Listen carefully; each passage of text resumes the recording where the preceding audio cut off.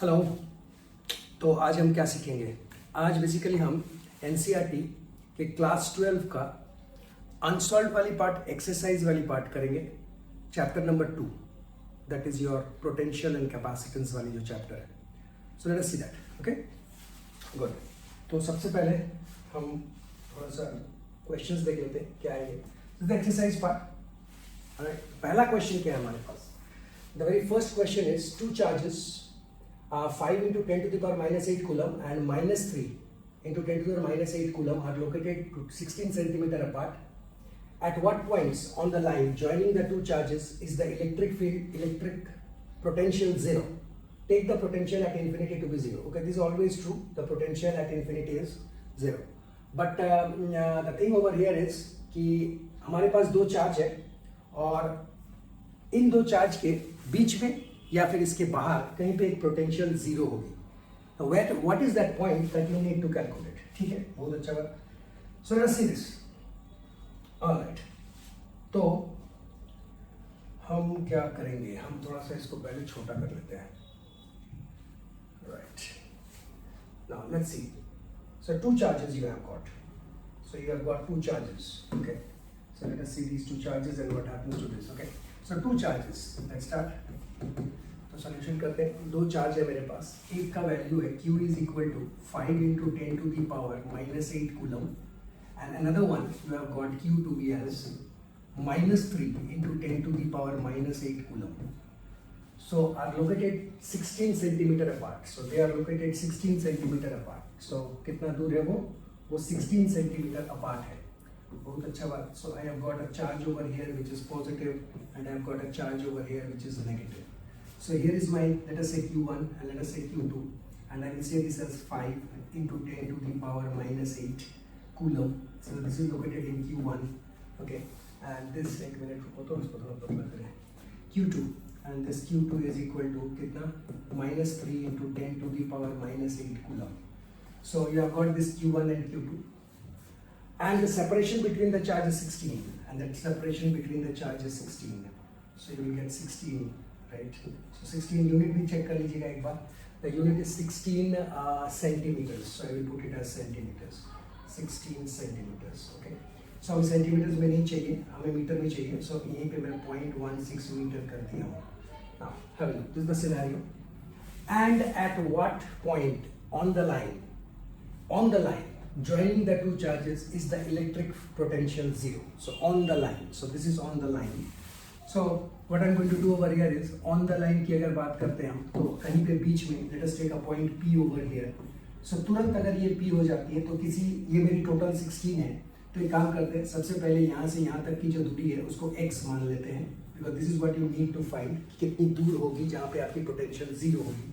And another point will be over here and that is equal to nothing but total 16 था, तो that is 0.16 minus x. So look at this. So ये मेरे पास दो condition हो गई और इस जगह पे मैं v को अपना जीरो करूंगा।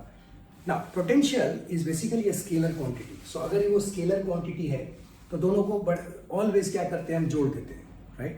So वेक्टर होती तो कुछ और देखते हैं, डायरेक्शन वगैरह देखते हैं, but in this case the potential is zero. So potential being a scalar quantity, simply हम क्या करते हैं, पहला वाला potential that is of q1 plus दूसरा वाला potential that is of q2, दोनों को सीधी तरीके से जोड़ दीजिए and the result is zero. आपने जीरो क्यों डाला? क्योंकि आप एग्जामिनर ने बोला है, look at the question, it is being told that if you add these two potentials you are going to get zero and this is what I am doing. So this is what I am doing. So तो यहाँ पे हमने देखा क्या कि q1 plus q2 is equal to 0 हमने लिख दिया है। Now what is the expression of v? So v is equal to हम क्या लिखते हैं, v is equal to 1 upon 4 pi epsilon q upon r. So q upon r का expression होती है ये, r is the distance. So in the first case what are you going to write?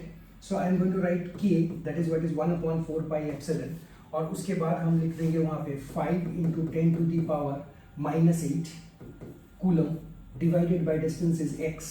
Now look at this x and another one is plus लिखेंगे k, लेकिन यहाँ पे charge minus है और वो भी कितनी है 3.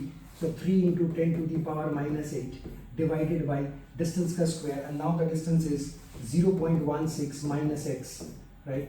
And that is equal to 0 जैसे एग्जामिनर ने यहाँ पे बोला है। Fine. So you can see it over here कि बहुत सारे बात अच्छी बात हो जाती है यहाँ पे, और वो कौन है सर, के कट जाती है मेरी, 10 to the power 8, 10 to the power 8 भी कट कैंसिल आउट हो जाती हैं. एंड नेगेटिव साइन है उधर में लेके जाऊंगा, पॉजिटिव हो जाएगा. So 5/x is equal to 3/0.16 minus x. तो देखिए कितना अच्छा एक लीनियर इक्वेशन बन गई है, और you can put it in this way. So 5 into 0.16 minus x, and that is equal to 3x, and from here you can get the result of x. So x का result है मेरे पास, and your x will come out to be as 0.1 meters. So it will come out to be as 0.1 meters, and it is very simple. आप इसको 5 को अंदर कीजिए, this will be 5, this will go this side 8, okay? So 8 and this is 5 into 0.25, and you can get your result, okay? So कुछ इस तरह से मेरा आंसर आ जाएगा पहले वाले का. Clear? Okay, let's do the second one. Second one यही तो है ना, line joining the two charges in the electric potential is 0. Okay. तो इसके साथ मैं और एक चीज ऐड ऑन करना चाहता हूँ कि आपने ये जो लाइन है, line joining the two charges, okay. So ये मेरी क्वेश्चन खत्म हो गई है, लेकिन एक चीज मैं आपको एडिशनल समझाना चाहता हूँ. Now suppose I extend this line. Now suppose I extend this line. मैं इसे लाइन को क्या कर दिया, थोड़ा सा आगे पीछे कर दिया. तो मैं अगर बोलूँ कि सर यहाँ पे कहीं पे V0 है outside this line. So here. So look at this point, suppose P dash. So what will you do in this case? Suppose the examiner tells you find a potential which is 0 outside this line. तो in that case क्या हो जाती है बताइए? So in that case हमारे लिए ये तो 16 ही रहती है, तो किसी एक जगह से आप x को ले लीजिएगा, तो उसके बाद 0.16 के साथ उसका एनालिसिस कर लीजिएगा. जैसे फॉर एग्जाम्पल मैं दिखाना चाहता हूँ, let me change the colour of it so you can understand. So अब मेरी पॉइंट यहाँ पे है, अगर मैं यहाँ पे है तो इस चार्ज से मैं इसकी डिस्टेंस जो है क्या कर ले रहा हूँ, x ले रहा हूँ. So फिर इस चार्ज से इसकी डिस्टेंस कितनी हो जाएगी? What will be this distance there? So this will be nothing but 0.16 meters plus x. Now look at this, plus x. Check कर लो, plus x. और अगर आप ये वाला काम करते हैं, so if you do this one, so then थोड़ा सा और मॉडिफिकेशन करते हैं. मॉडिफिकेशन क्या है? रिजल्ट 0 है आपकी हमेशा. So if the result is always 0, so what are you going to do now? Again, so k for this charge, that is 5 into 10 to the power minus 8 coulomb divided by, now the distance is, now look at this, 0.16 plus x, right? 0.16 plus x plus of k again. Now the charge is negative, so negative is 3 into 10 to the power minus 8 again with a negative charge, and divided by the distance, that is now x, and that is equal to 0. You have to put a minus sign over here. फिर से इसको उधर लेके जाएंगे, और सबसे अच्छी बात है k कट जाती है, 10 to the power minus 8, 10 to the power minus 8 cut जाती है once you take common. Go to that side. If you bring this term that side, the other side, you will be left with 5 upon 0.16 plus x, and that will be equal to k by x, and you can get your result from here. That k cancel हो गई है, sorry. You will be left with, this is your, sorry, यहाँ पे मैं -3 काट दिया, sorry भाई. हम यहाँ पे क्या करेंगे, हम यहाँ पे एक मिनट, हम यहाँ पे 3 minus, so this k will cancel out, and you will be left with this 3. So you will be left with this 3, and you can get your result of x now. So x on this side now, okay, and ये मैंने भी थोड़ा सा solve किया. That will come out to be as 0.24 meters, or you can say 24 centimeter.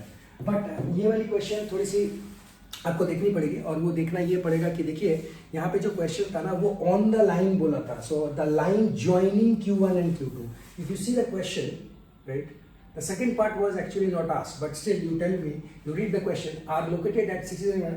At what point on the line, कौन सा line है? Joining the two charges is the electrical potential 0. So you can see that कि यहाँ पे मैंने जो line join किया वो है ये, और अगर आप बाहर बोलते हो तो this method you are going to use. Okay, so potential may be 0 on the line or outside the line. Okay, so दोनों में वो valid होगी. Fine, next वाला करते हैं. Next क्या है? Next question कहाँ है? So 2.2. Let's see 2.2. A regular hexagon of size 10 centimeter has a charge 5 microcoulomb at each of its vertices. Okay, so hexagon had 6 sides, isn't it? Find the potential at the center of the hexagon. Okay, very good. So I need to find the potential at the center of the hexagon. No problem, right, sir? Let us first draw the figure of hexagon, then we will discuss. Okay, so if you look at the solution part, let us draw the figure of hexagon first. Now regular hexagon means all the sides are equal.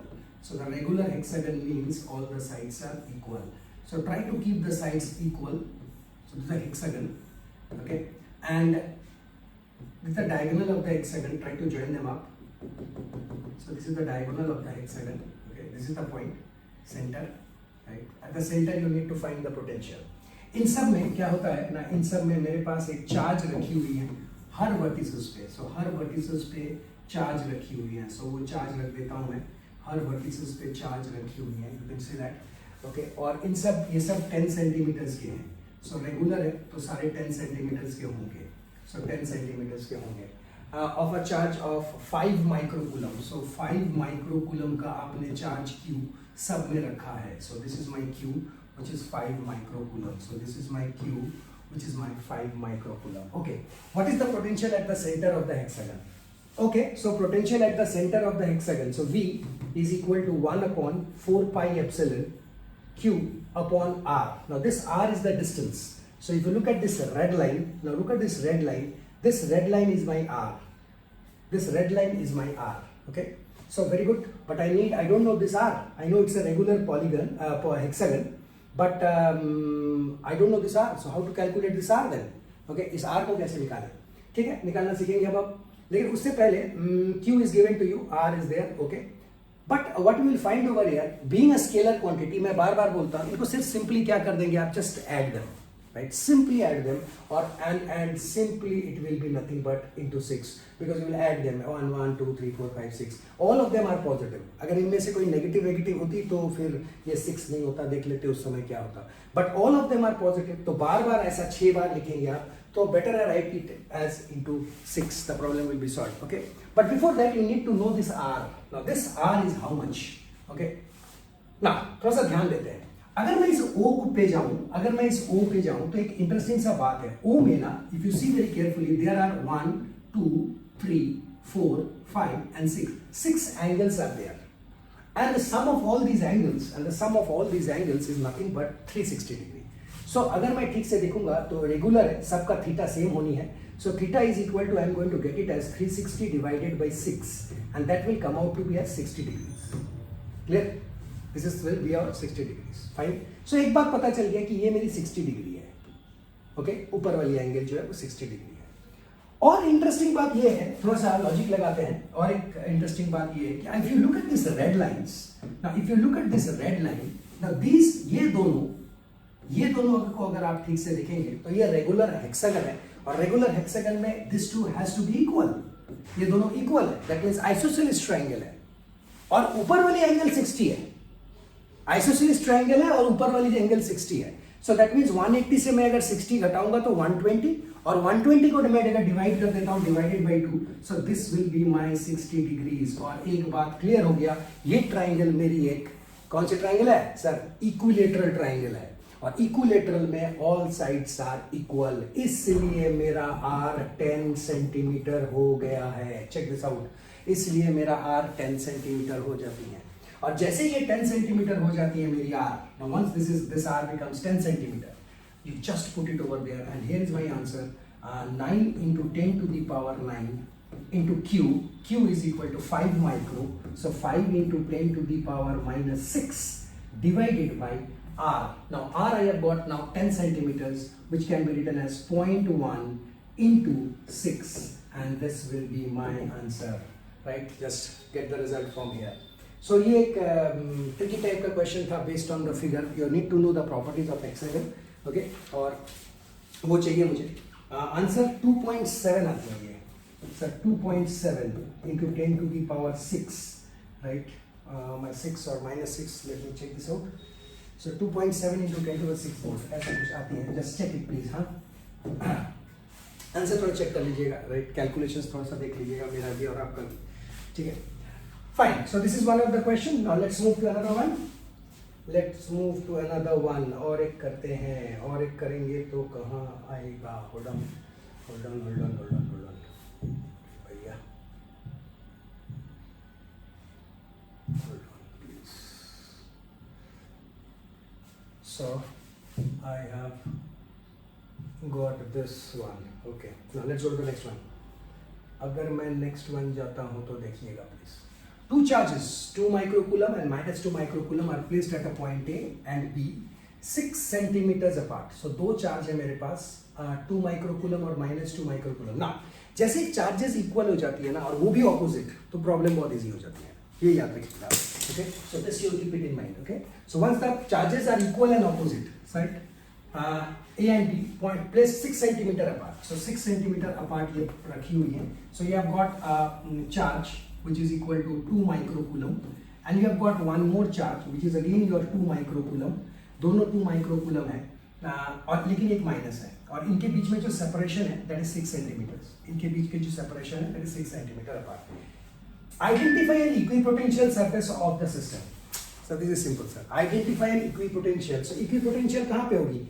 अगर मैं जोड़ूंगा पिछले वाले question की तरह, sir potential is a vector quantity, if you add them up, okay, and this -2 will generate a negative, so V1 has to be equal to V2, right, because ये इसको negative होनी है और दिया भी है नेगेटिव है, राइट। सो उधर लेके जाऊंगा तो प्लस हो जाएगी ये, और जैसे ही ये प्लस हो जाएगी I can say this as K Q upon what, nothing but R, and again Q upon K, Q upon again R।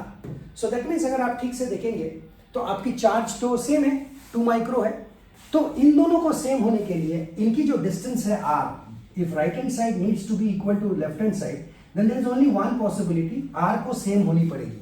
अगर R को सेम होनी पड़ेगी, सो दैट मीन्स डेफिनेटली इस 6 का मैं हाफ कर दूंगा, and this is the point 3 centimetre, from this to this you are going to get it as your potential which will be nothing but V equal to 0 volt. So कहाँ पे होगी ये बिल्कुल सेंटर पे होगी दोनों के, right, where your potential will be 0, equipotential surfaces. So wherever you go sir in this line, so this is equipotential surface, wherever you go, right, go up to infinity, no problem sir, you will have equipotential, because इसकी असर और इसकी असर एक दूसरे को cancel कर देती है इस नेगेटिव की वजह से।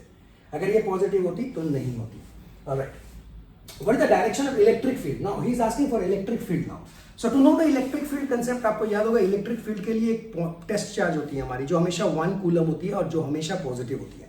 सो अगर मैं इस जगह पे एक टेस्ट चार्ज रख देता हूं जो 1 कूलम की है वो भी पॉजिटिव है, तो क्या असर मिलेगी? Let's check that. So if I say this to be as plus and this is also plus, there will be a repulsion and electrical force will act in this one, electric field due to plus का 2 coulomb, microcoulomb. So electric field due to +2 microcoulomb, और ये plus है और ये minus है, there will be an attraction and therefore the electric field over here will be additive in nature.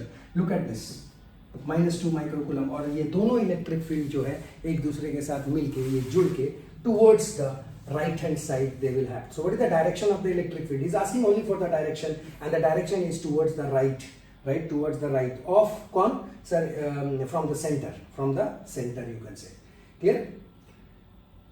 At every point on this line, what is the direction of the electric field at every point on this line? Okay, so on this line, so this is the line, wherever you go electric field will be in this direction. So wherever you go, right, in this plane, so this is perpendicular, so this will always be perpendicular to the equipotential surface of the system. So in this fashion you are going to write it. Okay, तो ये एक थोड़ा सा अलग था, वैसे सभी एक जैसे ही लग रही हैं। Okay, now next करते हैं। A spherical conductor of radius r 8 centimeter has a charge of 1.6 into 10 to the power -7 coulomb distributed uniformly on its surface. तो सरफेस में पूरी चार्ज रिसाइड करती है। वैसे भी प्रॉपर्टी ऑफ चार्ज अगर आप देखोगे, so they always reside on surface, right, अगर the big property of a surface और big property of a charge. So if you have a sphere and the radius of that sphere is 12, radius of this sphere is 12 centimetre, so all the charges that are present over here on the surface, तो आपको याद होगा sir surface पे ही charge रहती हैं। So plus है, yes बिल्कुल plus है, और ये प्लस है बिल्कुल, और ये मैं यहाँ लगा दिया है, यहाँ लगा दिया है, and so on. So these are the positive charges. कितना है Q मेरा? So my Q is 1.6 into 10 to the power -7. So इतना कूलम का मेरे पास चार्ज है, distributed uniformly on the surface. What is the electric field inside that? तो पहला बात, गॉस लॉ को भी अगर आप देखेंगे तो बड़ा सिंपल सी बात है। अगर मैं इसकी फ्लक्स बनाने की कोशिश करूं, so if I want to draw a flux, तो how I am going to draw? Sir a line will come out from the positive charge, because positive charge से हमेशा लाइन निकलती है। सो पॉजिटिव से करंट चार्ज निकल रही है। Now check this out, positive से निकल रही है। सवाल ही नहीं होता है कि इसके अंदर में कोई भी फ्लक्स या फील्ड रहे, नाउ इसके अंदर में, and therefore the first part of the question is कि मेरी जो E है वो बिल्कुल और बिल्कुल जीरो है. कहाँ पे सर? इनसाइड में बिल्कुल जीरो है. सो इनसाइड में बिल्कुल जीरो है. चेक कर सकते हैं आप. ओके ना. दूसरे बात में उसने पूछा है कि just outside the sphere. Just outside the sphere means r, small r जो वेरिएबल है, जो आर मेरा अभी तक अंदर थी. So you can take this one, right, Gaussian plane जो मेरी अंदर थी, वही स्मॉल आर जो वेरिएबल है, जो आस्ते आस्ते बड़ी होगी. जब अंदर थी तो जीरो थी, लेकिन यही आर अब बढ़ के कैपिटल आर की बराबर हो गई है, जो 0.12 मीटर्स है. सेंटीमीटर्स में दिया है, मैंने मीटर्स में कन्वर्ट कर दिया. तो now it's simple. So what is the electric field then? 1/4 pi epsilon q upon r square. So this r is always the radius, that is from the center you take, right? You always consider it from the center.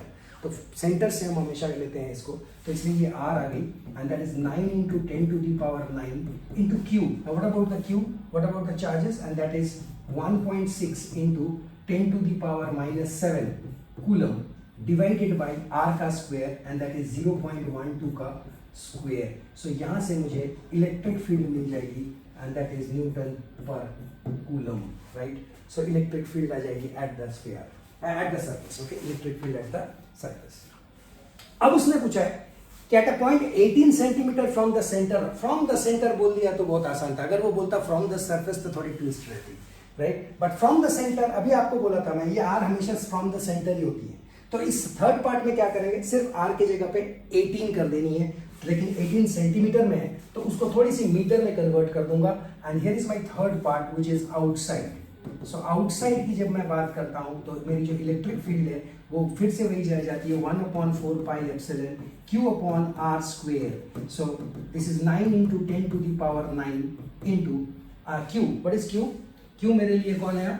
So q मेरे लिए है 1.6 into 10 to the power minus 7 divided by ये जो q है, that is divided by r square. Now what is that r square? R square is, now we have got 18 centimeter, that is 0.18 ka whole square. So you can get your answer from here, right? Whatever you are getting, that is Newton per coulomb.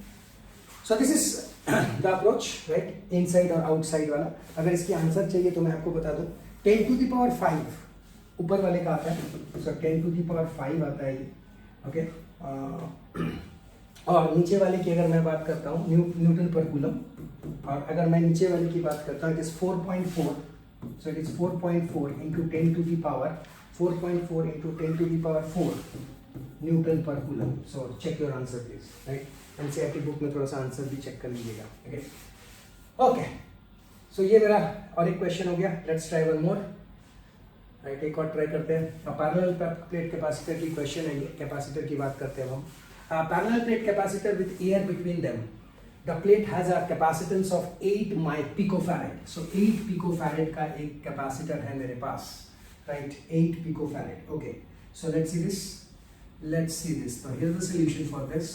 And here, parallel plate capacitor has air between them. So you have got a parallel plate capacitor and you have got an air between them. Air का मतलब क्या होता था?